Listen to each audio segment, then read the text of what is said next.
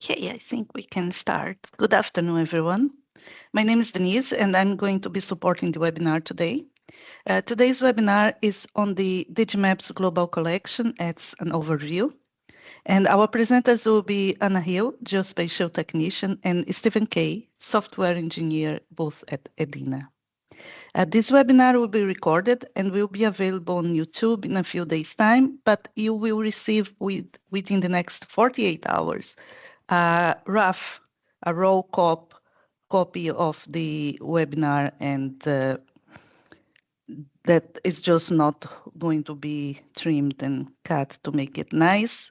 If you want to get it nice and distribute to your colleagues, you will have that in a couple of weeks' time on YouTube and also on our website. We will have a few minutes and after the webinar to try to answer all your questions. I will be keeping an eye on the chat in the meanwhile, and we will answer what I can. What I cannot answer, I will ask our experts to answer afterwards. And if there is any question that none of us can answer in the room, we will take your question away and we will be replying. So please ask if you have any questions. And don't forget to check our blog and our social media for more events. We run a bi-monthly walk through Digimap services in which I will be explaining Digimap, how it works, and what you can do with the platform itself. So I will leave you with the presenters now and enjoy the webinar. Give us just a second so that I can mute myself.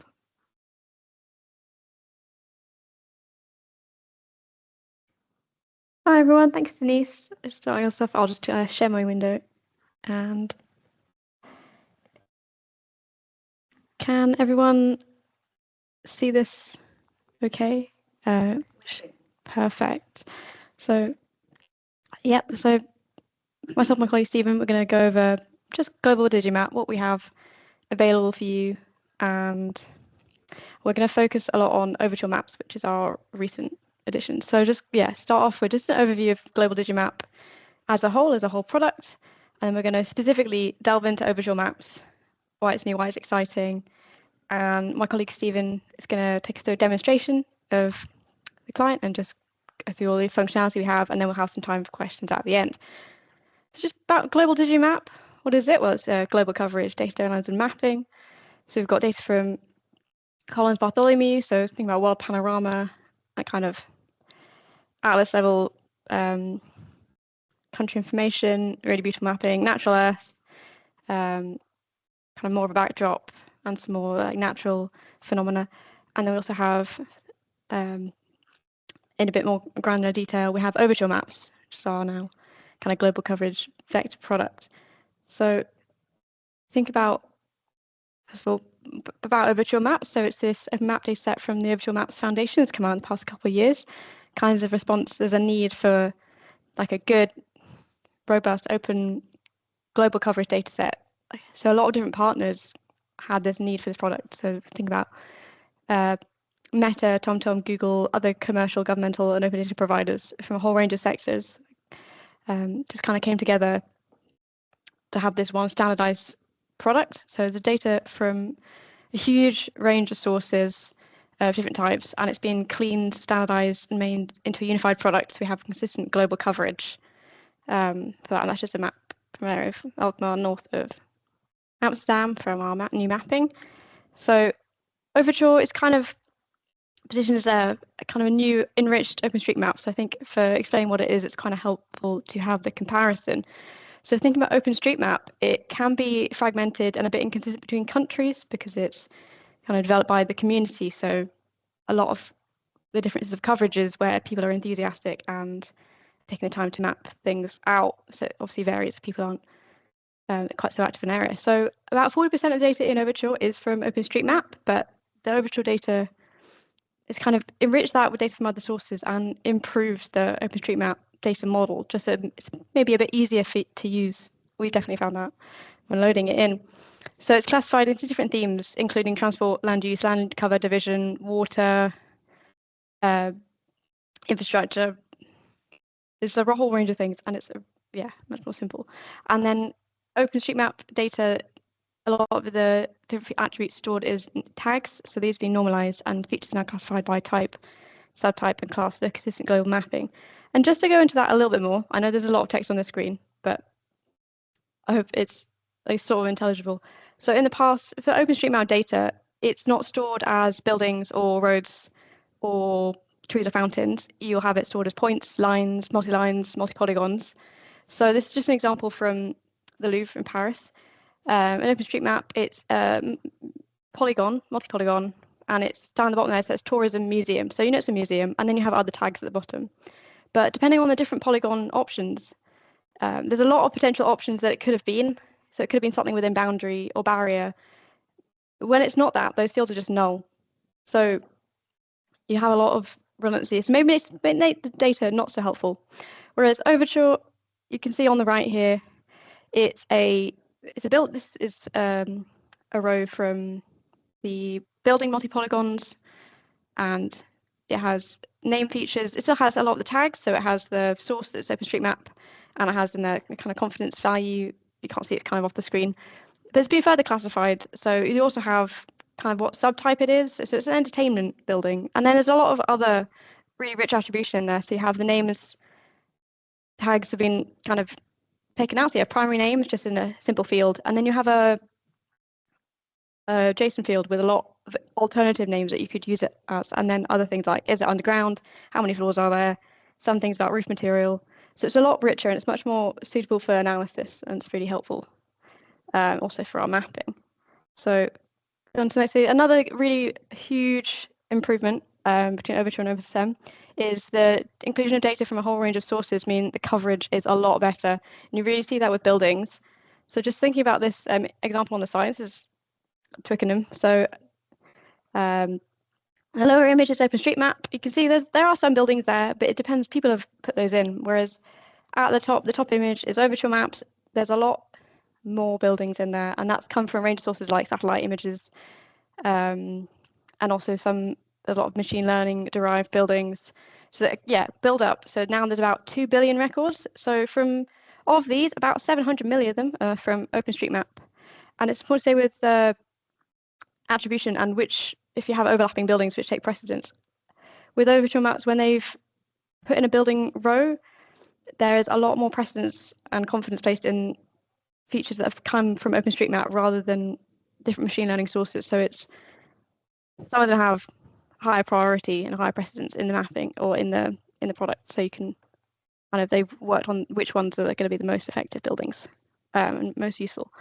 So we could kind of think briefly about what kind of uses you could use it for. So the transport theme has really effective segments and nodes. So there's potential you can use it for kind of network analysis, isochrones, like shortest path analysis, and then other things just simply like having land use information on a global scale, which is like really powerful for looking at kind of maybe more urban analysis.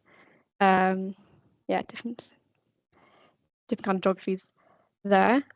And there's more things, thinking about buildings, so talking about the rich attributions. So a lot of the different fields have really varied and really interesting attributes like, we have construction materials, floor counts, basement presence, and then also building heights. So I was looking at building heights in this map here of Manhattan. So about 10% of building records include height information. And I think there's a lot of enthusiasm for the partners to kind of include more height information, particularly in the US, but it's a range of global. So about 200 million buildings have additional height. And also another thing you could use it for is object detection training models, because you have that kind of global product. If you have your object detection machine learning models, it's another thing you can kind of validate against if that's something you're interested in. But really, kind of the world's your oyster. There's a lot of options that you can use Overture for. It's a really, really robust and powerful data set, and we're really, really happy to have it. So I think now I'm going to pass over to Stephen, and he's going to basically just show us Overture in action. Are you all sort of sharing? Hello, can everyone hear me? Okay, hopefully you can see me now, and I will just share my screen.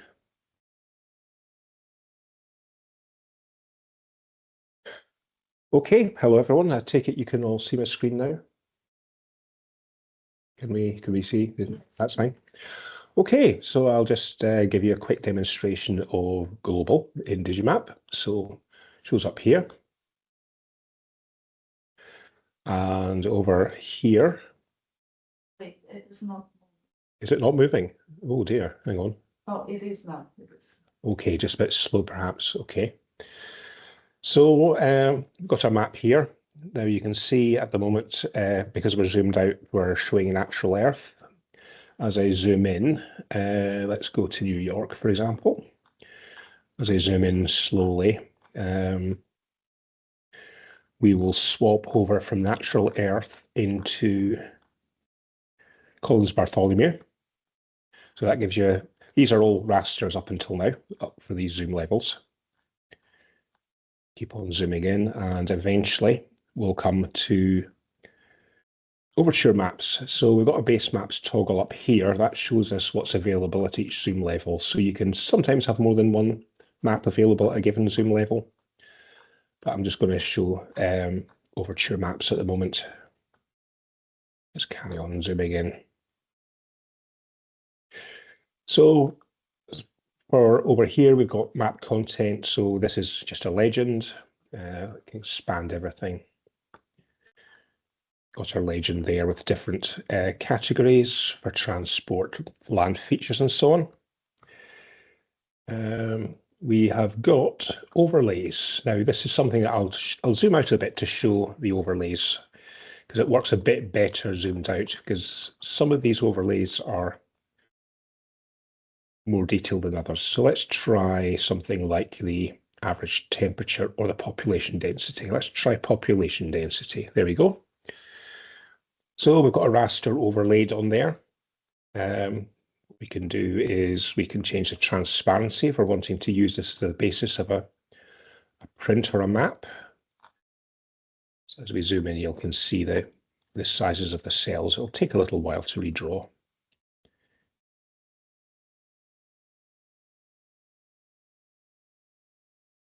Going a little bit slow. Are you seeing this? Yeah, there we go. So you can also overlay WMS layers. I'll not demonstrate that just now, but if you have a WMS URL, what you can do is, excuse me, you can paste in the gate capabilities URL in there. It will parse the resulting XML that comes back, and it will give you a list of layers which you can then add to the map. Other things we can do is we can overlay multiple ones, change the transparency in each.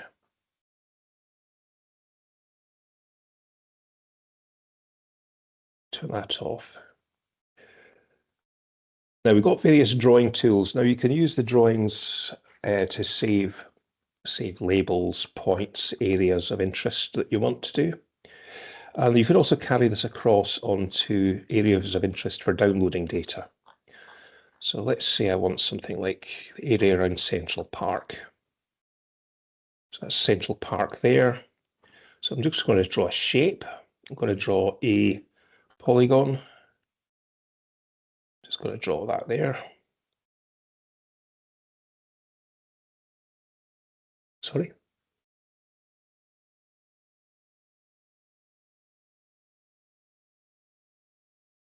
Oh, yes, sorry. I have to select the shape first. There we go.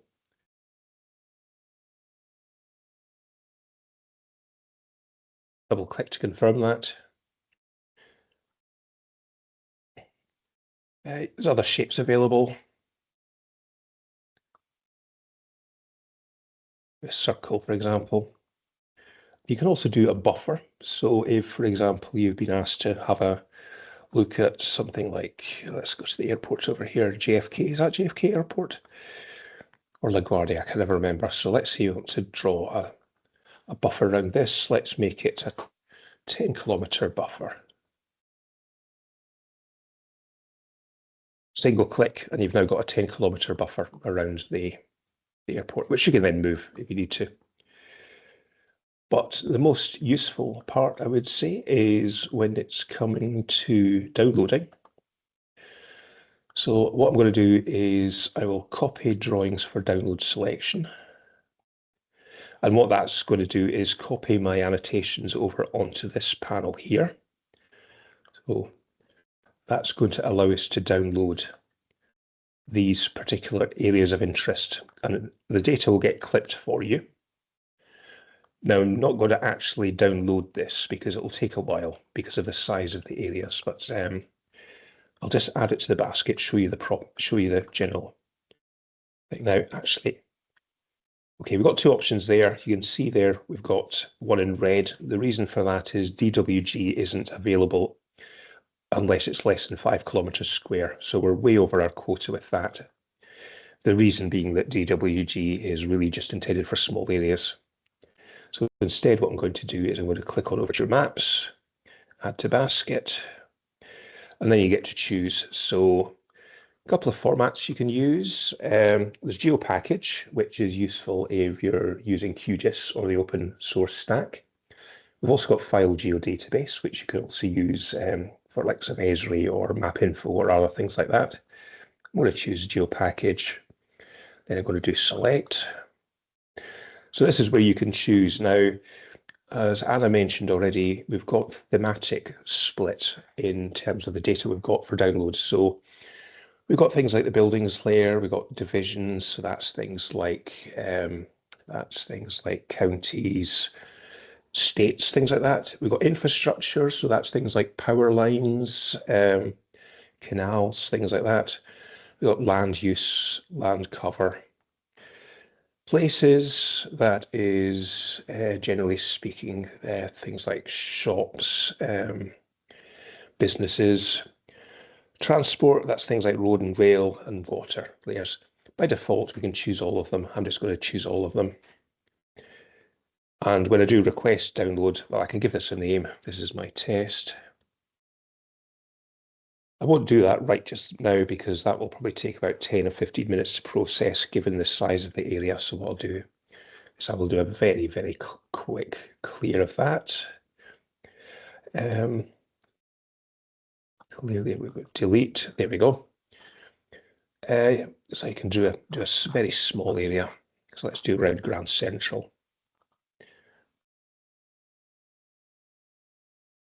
Let's do that there. So I'll do slightly bigger here. There we go. And download that, add to basket. To take that out, I want to put this as a GeoPackage, Grand Central, press download. And then you get an acknowledgement. So you'll now get a couple of emails. The first you should get immediately saying thank you for your order. The second will come anywhere from a few seconds to a few minutes later saying here's your order. How long it takes depends on the size of the processing. Larger areas take longer.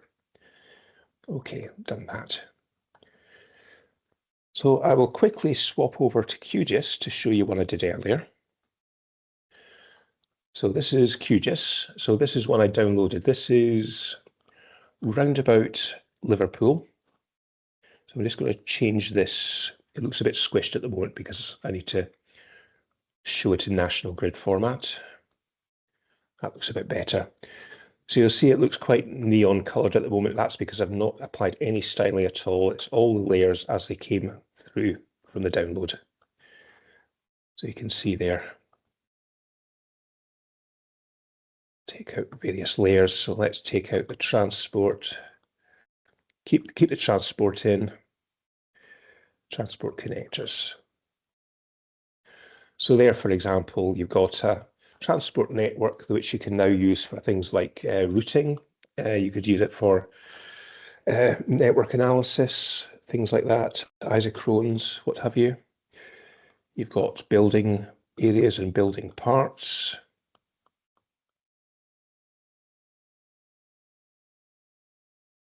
As Anna mentions, these come with individual confidence values. If it's OpenStreetMap, it's very high confidence. If it's AI derived, then it's lower confidence. It depends on how sure their model is that it's actually a building, because sometimes even humans can't tell from the air.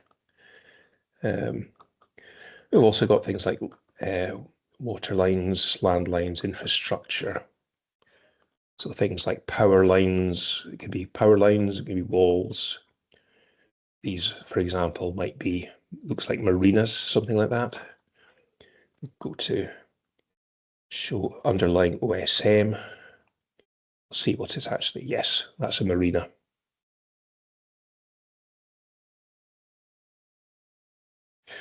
So one of the advantages about using GeoPackage is that you've got access to spatial light. So you've got a lot of the spatial query power that you've got with PostGIS and Postgres. It's quite nice to use. Okay, let's go back. Other things you can download. You can actually download the raster layers. Now, you've got stuff here. You'll see some say complete and some say no limit. If it's complete and you select it for download, then you can download the entire raster tile set from us. If it's no limit, then you can choose any size of area and download it. So, for example, for a whole country. There's other things we can use to choose your AOI. Obviously, you can draw it using these tools, or you can provide a bounding box with either latitude or national grid, or a square buffer around a location. We can select the current visible area. So let's go somewhere totally different. Let's go somewhere on Long Island. Let's go to Montauk. So what I can do is I can say I want the visible area, and it will do an extent of the current visible portion of the map. So you can use that as your area of interest. Use a tile name. Now that's only ever used if you're in Britain. That's Ordnance Survey tiles. You can import polygons. Now that will let you load in a simple set of polygons from either a shapefile or GeoJSON. We're going to be implementing GeoPackage. That's coming quite soon. Well, you should be able to add in a file from that and use that as your area of interest. And we've already seen the copy drawings for download selection. I think that's more or less it. We've got measurement tools as well, for distance and area.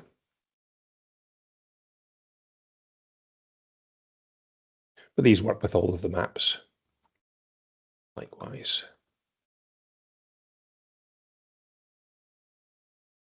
Get rid of that.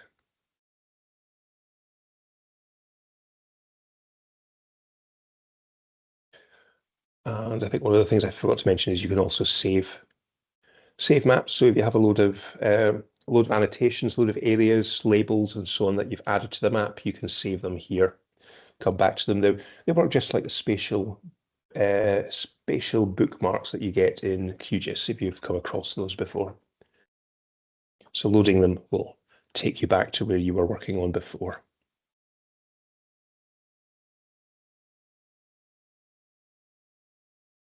Okay, I don't think I've missed anything out. Is that fine? Okay, thank you everyone.